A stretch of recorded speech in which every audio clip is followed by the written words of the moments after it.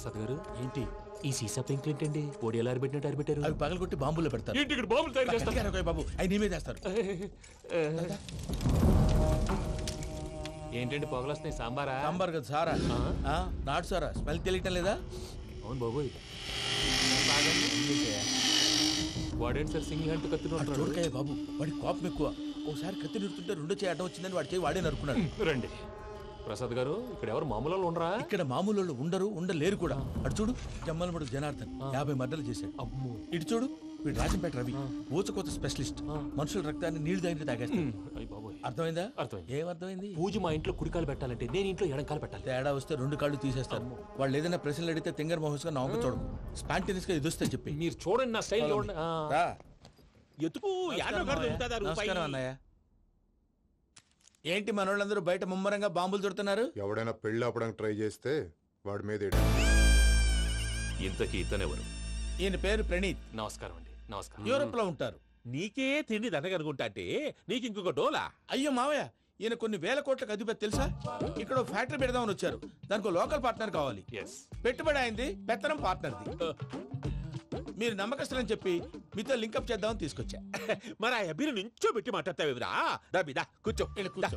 ఏవబ్బా ఇంత సిన్ని పెట్టి తెచ్చుకున్నావు? పెట్టి పైకి వెళ్ళిపోయి చూసావా మర్యాద, డబ్బున్నడని. ఇంతకీ ఏ ఫ్యాక్టరీ పెట్టాలనుకుంటున్నారు? ఈ కరువు ప్రాంతంలో ఎరువులు ఫ్యాక్టరీ పెట్టి రైతులకు అరువు ఇద్దాం అనుకుంటున్నాను. ఏమంటారు? శానా మంచాలు. ఇంతకి మీ దేవురు బాబు? ఊరా అండి? తాడిపత్రి. తాడిపత్రి? తాడిపత్రి అంటే అది మా ఊరు.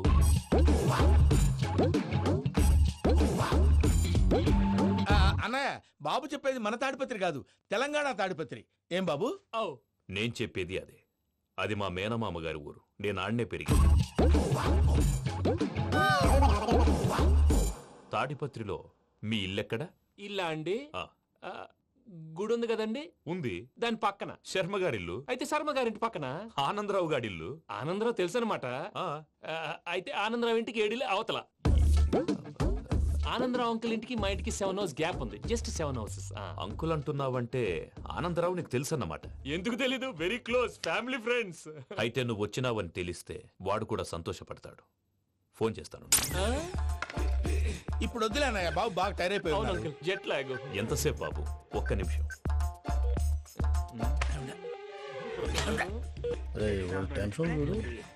ఈ ఫోన్ ఒకటి కలుస్తలేదు. వాడితో తర్వాత మాట్లాడుకుందాం.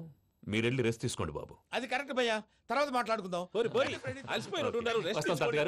తమ్ముడు, అవును మీ పేరేంటి? చెప్తారులే.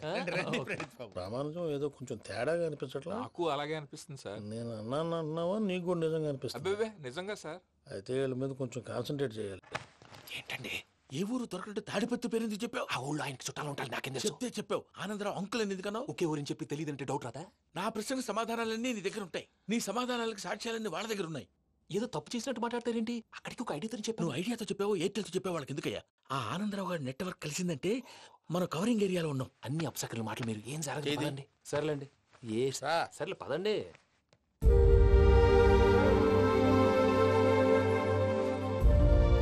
అదేంటండి పూజ అలా చూస్తుంది?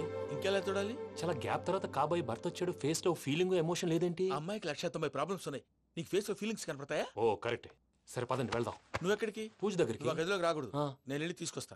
ఓ అమ్మా పూజ, నిన్ను రమ్మంటే అతన్ని తీసుకొచ్చావేంటి? ఏం చేయనమ్మా, భుజాల మీద ఎక్కించుకుని తీసుకెళ్ళడానికి నేనేమన్నా ఆంజనేయుడా? వాడంటే కొన్ని తక్కువ టమారాలు తెలిసినాడు, పైగా నిన్ను ప్రేమిస్తున్నాడు కూడా. అంటే అతనికి అసలు విషయం చెప్పలేదా? చెప్దామని అనుకున్నానమ్మా. సరిగ్గా నువ్వు ఆ టైంలో ఫోన్ చేసి ఇక్కడ ప్రాబ్లమ్స్ చెప్పావు. ఏం చేయాలో తెలియక వాడిని నేర్చుకుని వచ్చేసా. ఏంటి మా వీరు బుద్ధి లేకుండా ఇప్పటికీ పెద్ద తప్పు చేసావని ఫీల్ అవుతుంటే నువ్వు ఇంకా కంటిన్యూ చేస్తున్నావు? ఇప్పుడేం కోపాలు మునిగిపోయినాయమ్మా. ఇప్పుడు చెప్పేది ఏదో 4 రోజులు అది చెప్తాం. ఈలోపు భద్రతతో నీకు పెళ్లి అయిపోయింది అనుకో, నీ జీవితమే నాశనం అయిపోతుందమ్మా. అందుకే ఇలా చేయాల్సి వచ్చింది. కానీ లేదు గీనీ లేదమ్మా. ఇక్కడి నుంచి బయటపడ్డ తర్వాత వాడి కాళ్ళ వెళ్ళబడి నేను ఏదో సరి చెప్పుకుంటాను కదా, సరేనా? సరే అంటే కాదమ్మా, వాడితో నువ్వు కొంచెం క్లోజ్ గా ఉండాలి. అంటే వెళ్ళి వాటేసుకోవాలా? వాడు అది ఎక్స్పెక్ట్ చేస్తున్నాడు. ఏంటి? ఏం లేదమ్మా, వాడితో కొంచెం సరదాగా ఉండమని అంటున్నాను. రా చెప్తా. చూసావు బాబు, నీ మీద బెంగతో ఎలా చిక్కిపోయిందో. ఇదంతా నాటకం అని నాకు తెలుసు. నేను యూరోప్ రావడం, అక్కడ మీరు పూజను నాకు పరిచయం చేయడం, ఇదంతా కూడా ఆ పైవాడు ఆడుతున్న నాటకం. మనం జస్ట్ పాత్రధారులు అంతే. మన ఇద్దరికి రాసి పెట్టింది కాబట్టే ఇదంతా జరిగింది. మధ్య మధ్యలో చిన్న చిన్న ప్రాబ్లమ్స్ వస్తాయి, వాటికి మనం కంగారు పడకూడదు. మిమ్మల్ని ఇక్కడి నుంచి తీసుకెళ్లే బాధ్యత నాది. మీరు హ్యాపీగా ఉండండి, ఏదో ఒకసారి నవ్వండి. ఆ? ఇంకా ఇంకా అది అది అలా నవ్వుతూ ఉండండి. రండి ప్రసాద్ గారు, వెళ్ళి రెస్ట్ తీసుకుందాం రండి. చూసారా ప్రసాద్ గారు, ఎంత డల్గున్న పూజ నన్ను చూడగానే హ్యాపీగా ఫీల్ అయిందో. అవునయ్యా, ఇంకేతంటావు? That is the magic of love.